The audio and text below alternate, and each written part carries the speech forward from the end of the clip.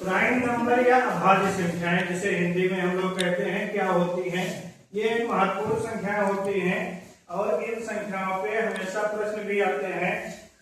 बहुत सारी प्रतियोगितात्मक परीक्षाओं में भी आते हैं, नवोदय में आते हैं, राष्ट्रीय या प्रतिभा परीक्षा में आते हैं और अन्य बड़ी परीक्षाओं में भी आते हैं। अभाज्य संख्याएं वास्तव में होती क्या है? वो संख्याएं, अभाज्य संख्याएं क्या होती हैं? अभाज्य संख्या,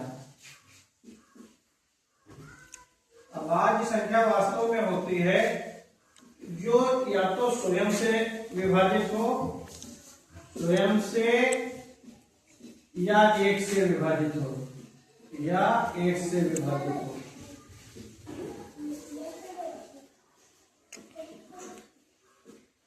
एक से विभाजित, अन्य से नहीं।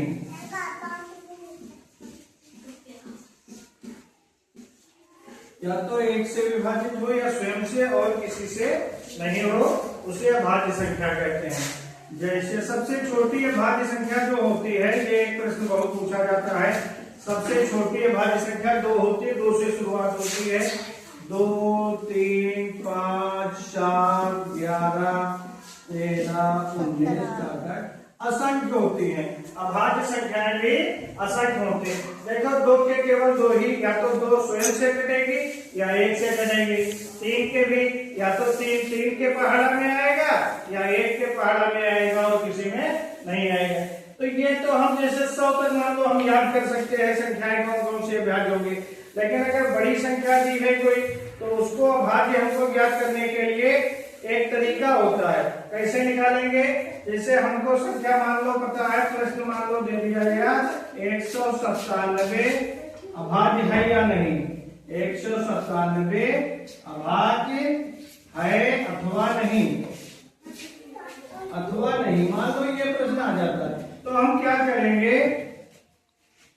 197 को देखेंगे किसका वर्ग है, किसके वर्ग के समीप है, किसके वर्ग के समीप है।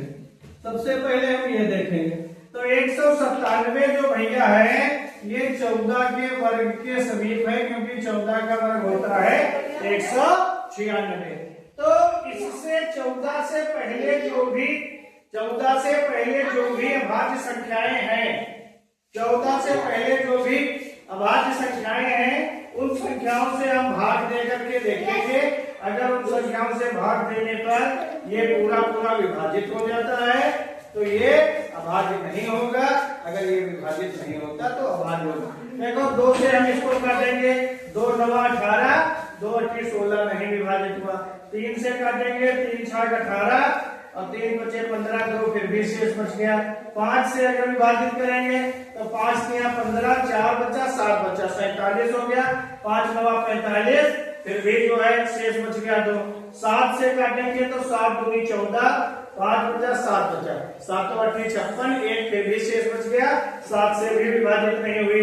11 से देखेंगे, 11 करना 11, 8 और 7 87, 11 37 77, 11 से भी नहीं टूटता, विभाजित हुआ। 13 से देखेंगे, 13 करना 13, 6 और 7 67 हुआ, 13 बचे 65, उससे भी पूरी तरीके से विभाजित नहीं हुआ। 19 से करना 19 से भी, ये इसके 13 14 के पहले किसी भी संख्या से, किसी भी अभाज्य संख्या से ये पूरी तरीके से विभाजित नहीं होता। इसलिए 197 हमारी कैसी संख्या हो जाएगी? अभाज्य संख्या हो जाएगी, अभाज्य संख्या हो जाएगी। क्यों अभाज्य संख्या होगी? क्योंकि इसके वर्ग के समीप, इसका वर्ग कितना था? 100, इसके समीप वर्ग कौन सा था? 196। तो 14 से पहले वाली, पहले 14 के कौन कौन सी अभाज्य संख्याएं थी? 2 थी, 3 थी, 5 थी, 7 थी, 11 थी, 13 थी। ये किसी भी संख्या से पूरी तरीके से विभाजित नहीं हो रहा है, इसलिए 197 जो है वो अभाज्य संख्या होगी। इसी तरीके से आप किसी और का भी निकाल सकते हो। आपके लिए क्वेश्चन है 137 का, आप निकालिए। दूसरा क्वेश्चन आपके लिए है 257 का, निकालिए। ये 2 आप लोगों को करने हैं।